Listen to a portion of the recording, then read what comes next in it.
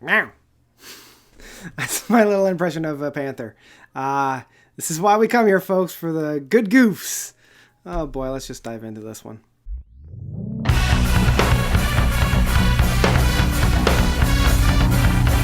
Panther by Pain of Salvation. Now I'm realizing I should have started this off with the old knock knock joke of knock knock, who's there? Panther, Panther who? Panther no panth, I'm going to the dance.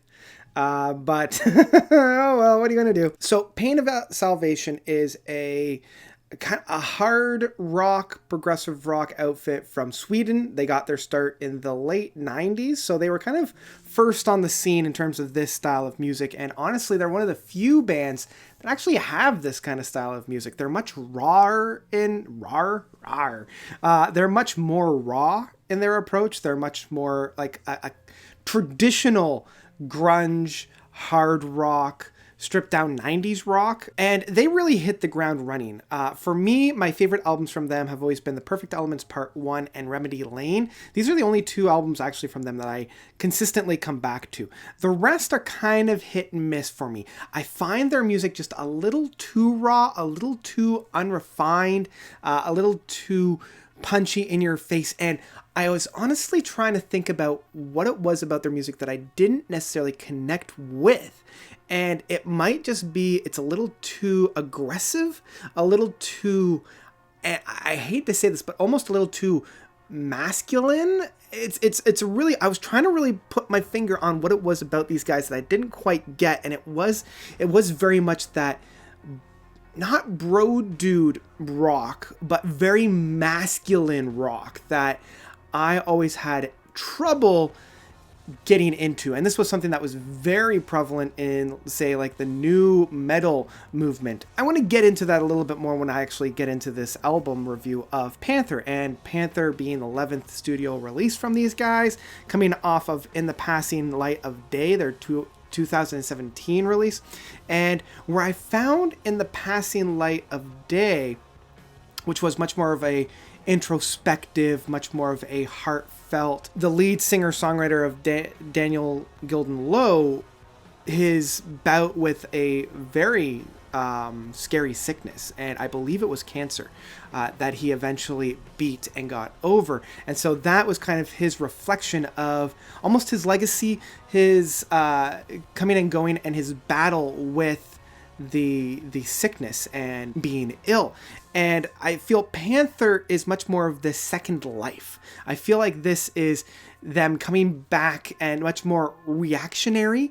It's got a lot more teeth in that sense. It's got a lot more punch. There's a lot more overlay of soundscapes. And this is actually just found even within the title track naming conventions of themselves. They're all cap locked. So if Taylor Swift, all of her songs from Folklore were lowercase, this one does the flip side and it's all uppercase. But even going with that, the first track of Accelerator really has that grip, that grab on the teeth and the nails that we're kind of expecting with this band. It's much heavier than anything that I heard from In the Passing Light of Day, and even anything from their previous work, probably right up from B, specifically with Accelerator. Accelerator starts off with this really menacing beat, and this is something that Pain of Salvation is really, really great at capturing, is this off-kilter, very complex rhythmic stylings that centers the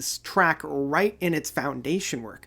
And what I really enjoy from Panther is the overuse of synthesizers and external sounds to pad the track up. And this also includes Daniel's singing styles and vocal work. A lot of the times there's this alteration that's made within his voice, this almost synthetic movement that's found within it. And if we're circling back around to where I was talking about this being kind of like a new metal wave, there are a number of points on this album that really channel that new metal stylings. Like specifically on Panther, the 7th track and the title track, it feels like a Linkin Park track at times. We have this kind of like Daniel Gilden Lowe is using this rapping style a little bit, like this very fast singing style, and then it really builds itself into the synthesizer-led essence on it, and it even has that kind of overlay of that kind of the hybrid theory or something along those lines. And like I was really brought back to the early 2000s where this style of music was like really finding itself. But mirrored with that, we also have a lot of different inflections and a lot of moments on these tracks that feel very modern, specifically with On Future, the second track, as well as my favorite track of Wait. These tracks feel much more somber, they're much more personal. And I also really love the experimentation with the music. There is a lot of synthesized sound within this album, but I also love their kind of throwbacks to more traditional music. On Future as well as Fur utilize the banjo quite well, and I believe it's a banjo. It's either the banjo or like a maybe a lute or something. Like it has that more metallic string section on it, and there's a lot of fast picking, specifically on Fur, the shortest track, and more of the interlude between Keen to a Fault and Panther. It does a really great job of grounding the album in more of a tangible form instead of it just being this great symphony of synthesizers. And of course, the boys know how to build up a song very, very well. I really enjoy Keen to a Fault and starting off again, very much like a somber Linkin Park or another kind of those like new metal bands where they use a lot of synthesizers in their approach, but then they build it up into this really great crescendo where, again, it's mainly the synths. Either that or they're overlaying the guitar work in a very fun way. And so bringing that song to fruition in that sense was a very well done and constructed album. And Keen to a Fault as well as Restless Boy are two of those tracks that kind of stand out in that way. But another track that I do really need to shout out is Wait, in being exactly that. It's the second longest track off of the album at being just over 7 minutes long.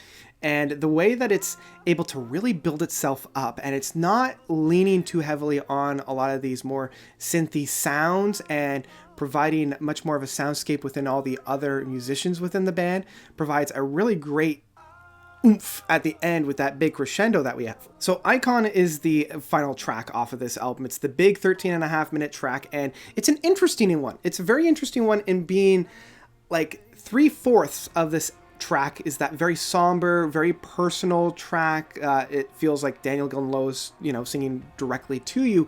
But that last quarter is this big crescendo where we have this really meaty and hooky flooring on this album. And then these soaring guitars come in and really lead the song out. So it was a very, very great ending piece for this overall album. I don't know, there's still something overall within this album that, like, this is probably my favorite album from Pain of Salvation since Remedy Lane. Just of being so hooky, being so aggressive, having those really meaty synthesizers being the main leading cause within this. And I also really enjoy the whole structure of the album in terms of like the concept of, this wild aspect of human nature, this whole Panther aspect. We have this animal facsimile about us, and humans are just animals, and how raw it all is. Underlying all that, there's still this aspect about Pain of Salvation that I can't really 100% subscribe to, and I know that's a me problem. That's coming from me. That's not anything to do with the music, and I'm not going to let that reflect my overall rating of this album, because at the end of the day, as I mentioned, this is probably my favorite album since Remedy Lane. So for that, I would have no problem picking this up in physical format. I think that this is a standout album from a really iconic progressive rock band of this current generation.